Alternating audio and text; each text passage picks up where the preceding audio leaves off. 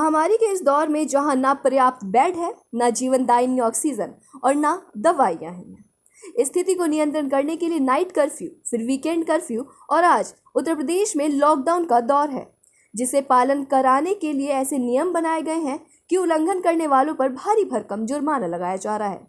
आवश्यक वस्तुओं के साथ साथ किराने की दुकानों को भी तय सीमा समय में खोला जा सकता है, लेकिन इसी बीच शराब की दुकानों को सुबह 10 से शाम 7 बजे तक खोलने के आदेश ने सबको अचंभित कर दिया है। उत्तर प्रदेश की ही अगर बात करें तो इस साल इससे प्रदेश को 34,500 करोड़ के राजस्व को पाने का लक्ष्य रखा गया है। इतना ही नहीं, लक्ष्य पाने के लिए सरकार ने यूपी में लिकर तक बनाने का काम शुरू कर दिया है। 42.8 की इस शराब की बिक्री बढ़ाने के लिए सरकार ने विज्ञापन व सभी तरीके के हथकंडे अपनाए। शराब से खासी आमदनी के चलते इसे जीएसटी से बाहर रखा गया है। हिंदुत्व की बात करने वाले नेताओं को इस बात से कोई फर्क नहीं पड़ता कि ये असुरी पेय है, इन्हें केवल पैसों से मतलब है। महामारी व लॉकडाउन के दौरान शराब की दुकानों को खोलने के पीछे तर्क दिया जा रहा है। इससे सरकार को 100 करोड़ के राजस्व का नुकसान प्रतिदिन हो रहा था। शराब की दुकानों का खोलना वो शायद इसलिए ज़रूरी था कि सबके गम को शराब का नशा कम कर सके। वहीं इस संदर्भ में जब उत्तर प्रदेश के स्वास्थ्य राज्य मंत्री अतुल गर्ग से बात की गई तो वो भी पल्ला झाड़ते हुए नजर आए। सर, शराब की दुकान आज खोली गई है, सोशल डिस्टेंसिंग की धज्जियाँ आज उड़ती हुई देखी, तमाम तस्वीरें सामने शराब की दुकानों से। तो सर किस तरह से देखते हैं, क्या करेंगे? देखिए, मैं बताऊं कि 100% जिम्मेदारी ये देश को चलाने की, समाज को चलाने की संकट को दोनों तरफ की होती है, समाज की भी होती है और प्रशासन की भी होती है।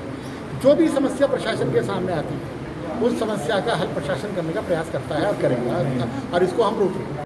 गम उठाने के लिए मैं तो जिए जाऊंगा, गम उठाने के लिए मैं तो जिए जाऊंगा, सांस की ले पे तेरा नाम लिए जाऊंगा, गम उठाने के लिए मैं तो जिए जाऊंगा। Bureau report, social media times. पड़ जाएगी नहीं।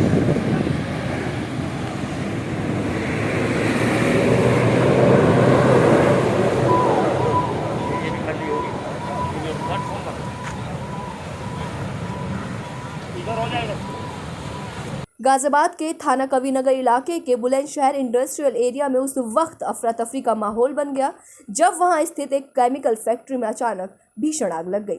फैक्ट्री में केमिकल होने के कारण देखते देखते आग पूरी फैक्ट्री को अपनी चपेट में ले चुकी थी। इतना ही नहीं, इससे पास की फैक्ट्री में भी आग लग गई, जिससे वहां रखे ड्रम और सिलेंडर फटने लगे, जिसके बाद इलाके में भगदड़ मच गई और लोग जोरदार धमाके की आवाज़ से सहम गए। आनन फानन में दमकल विभाग की टीम को सूचित किया गया। सूचना के आधार पर मौके पर पहुंची दमकल विभाग की 10 गाड़ियों ने आग पर काबू पाने की पूरी व्यवस्था की और साथ ही आग पे काबू पाने में जुटी हुई है। सुबह 8:30 बजे सूचना मिली कि बुलंदशहर इंडस्ट्रियल एरिया में ये आरटीओ ऑफिस के पास जो है उसमें मेंथाइल की फैक्ट्री है, उसमें भयंकर आग लगी हुई। तत्काल जनपद की सभी गाड़ियाँ वहाँ के लिए रवाना की गई, क्योंकि मेंथाइल ड्रमों में और बड़े बड़े टैंक में था और उसमें विस्फोट होने लगा। विस्फोट होने की वजह से बगल की फैक्ट्री ये प्लास्टिक की पाइप बनाती है और उसमें भी आग पकड़ लिया। तत्काल और भी जनपदों से गाड़ियाँ मंगाई गई, मेरठ से और हापुड़ से और नोएडा से, और उसको चारों तरफ से घेर करके आग को पूरी तरह बुझा दिया गया, क्योंकि मलबा में से अभी कुछ मलबे के नीचे दबा हुआ है आग है, उसको कूलिंग की कार्रवाई की जा रही है। किसी तरह की कोई जनहानि नहीं होने पाई और साथ ही अगल बगल की भी और फैक्ट्रियाँ जो सटी हुई थी उन्हें बचा लिया गया है। आज दिनांक 12 मई को लगभग सुबह 8:30 बजे हमको सूचना मिली कि बुलंदशहर रोड इंडस्ट्रियल एरिया में एक मेंथा अलाइड प्रोडक्ट बनाने की फैक्ट्री में भीषण आग लग गई है। मौके पर तुरंत ही दमकल की टीमें रवाना कर दी गई। सीएफओ एवं राजपत्रित अधिकारी मौके पर पहुंच गए और आसपास की जनपद से, मेरठ से, बुलंदशहर से एवं गौतम बुद्ध नगर से भी फायर टेंडर बुला लिए गए थे। इस आग की वजह से बगल वाली पीवीसी पाइप की फैक्ट्री के पीछे हिस्से में भी आग लग गई थी, परंतु दमकल की टीमों ने उसको आगे बढ़ने से सफलतापूर्वक रोका। इसमें कोई भी जन हानि की सूचना नहीं है। मौके पर आग पर पूरी तरीके से नियंत्रण पा लिया गया है।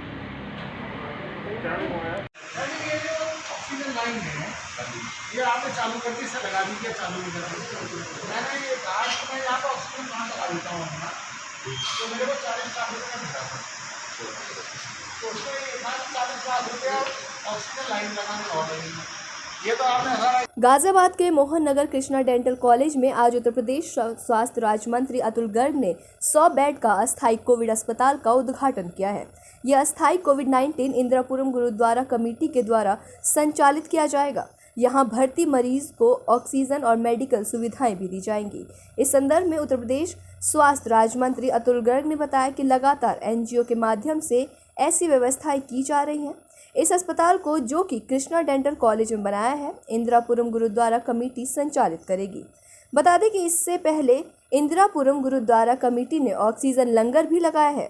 लगातार गुरुद्वारा कमेटी इस महामारी के दौर में कार्य कर रही है। क्या सर आइसोलेशन शुरुआत की गई है, कहाँ शुरुआत की गई, किस तरीके से की गई, कौन कौन सहयोग कर रहा है सर? इसमें ऐसा है कि जो हमारे जगप्रीत जी जो रमी हैं, ये लोग पहले से ही ऑक्सीजन की सेवा करते आ रहे हैं जी गुरुद्वारे के अंदर, और ये स्थल हमारे पास था और हमने 50 बेडों का यहाँ पर एक सेंटर की कल्पना की थी, पर हमें कोई चलाने वाले लोग नहीं मिल रहे थे। लेकिन अब इस संस्थान, इसके अंदर जो आधारभूत समस्या, जो इसकी सेवा के लिए जो आवश्यक चीज़ें हैं, उसका हमने प्रबंध किया है और उसको चलाने की जिम्मेदारी हमारी खालसा हेल्थ ग्रुप ने ली है। सर कितने लोग यहाँ एडमिट हो सकते हैं और क्या सहूलतें यहाँ हैं? ऐसा है कि हम तो 50 की कल्पना करते थे, लेकिन हेल्थ ग्रुप ने 100 की व्यवस्था करी है। उन्होंने 50 बेड और लगा लिए हैं और ये लोग बड़े उत्साह में। इनका कहना है कि जब तक मरीज आते रहेंगे, जब तक हम उनकी सहायता करते रहेंगे। सर किस लेवल के मरीज यहाँ एडमिट हो सकते हैं? ऑक्सीजन तक के मरीज यहाँ शामिल हो सकते हैं जिनको ऑक्सीजन की ज़रूरत हो। आईसीयू की व्यवस्था यहाँ नहीं है। सर क्योंकि आप यूपी के मंत्री भी हैं, स्वास्थ्य से जुड़े हुए हैं, तो सर गाजियाबाद की स्थिति के बारे में क्या कुछ किया जा रहा है? क्योंकि लोगों का कहना है कि बेड और ऑक्सीजन कमी लगातार ये स्थिति पूरे देश की हुई है, वो स्थिति गाजियाबाद में भी रही है। लेकिन अब जमीन आसमान का फ़र्क पिछले 10 दिनों के अंदर आया है। हमारे यहाँ आज गाजियाबाद में, आज की डेट में कोई ऑक्सीजन की समस्या नहीं है। पूरे प्रदेश में भी 950 टन ऑक्सीजन कल भी आई है, ठीक है। और जो थोड़ी सी समस्या, अगर थोड़ी बहुत कहीं समस्या है तो वेंटिलेटर की बेड की है।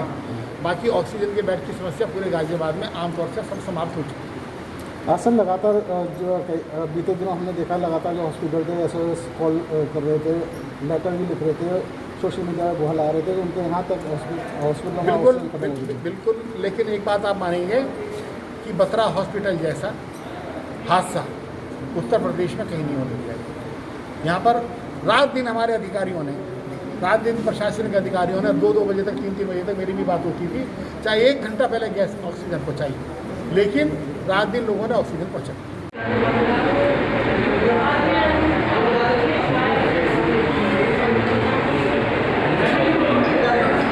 गाजियाबाद के महाराष्ट्र पुलिस थाना नंदग्राम क्षेत्र की पुलिस एक मर्डर के सिलसिले में अंकित नाम के अभियुक्त को गिरफ्तार करने के लिए आई थी। पूछताछ के दौरान अंकित और उसके पड़ोसियों ने महाराष्ट्र पुलिस के साथ मारपीट की और साथ ही उनके प्राइवेट वाहनों को भी तोड़ दिया। वाहन तोड़ने का लाइव वीडियो सामने आ गया है। गाजियाबाद पुलिस को मिली शिकायत के आधार पर पुलिस ने नंदग्राम इलाके में महाराष्ट्र पुलिस पर हमला करने वाले 6 आरोपियों को गिरफ्तार कर लिया है। इसी पूरे मामले की जानकारी देते हुए गाजियाबाद के एसपी सिटी प्रथम निपुण अग्रवाल ने बताया कि सोमवार की शाम महाराष्ट्र पुलिस थाना नंदग्राम इलाके में एक हत्या आरोपी को गिरफ्तार करने आई थी। इसी दौरान उस आरोपी और उसके साथियों ने मिलकर उन पर हमला कर दिया। फिलहाल पुलिस मामले की वैधानिक कार्रवाई में जुटी हुई है। थाना नंदग्राम क्षेत्र में महाराष्ट्र पुलिस की एक टीम एक मर्डर के केस के संदिग्ध अभियुक्त की पूछताछ के सिलसिले में आई थी। इस पूछताछ के सिलसिले में अंकित नामक युवक से पूछताछ कर रहे थे, जिसमें कि उनके परिजन एवं उनके पड़ोसियों ने महाराष्ट्र पुलिस की टीम पर हमला कर दिया एवं उनकी प्राइवेट गाड़ी के साथ तोड़फोड़ करी। महाराष्ट्र पुलिस की तहरीर के बाद इसमें मुकदमा पंजीकृत कर दिया गया एवं 6 लोग की गिरफ्तारी सुनिश्चित कर ली गई है। आगे की आवश्यक वैधानिक कार्रवाई की जा रही है।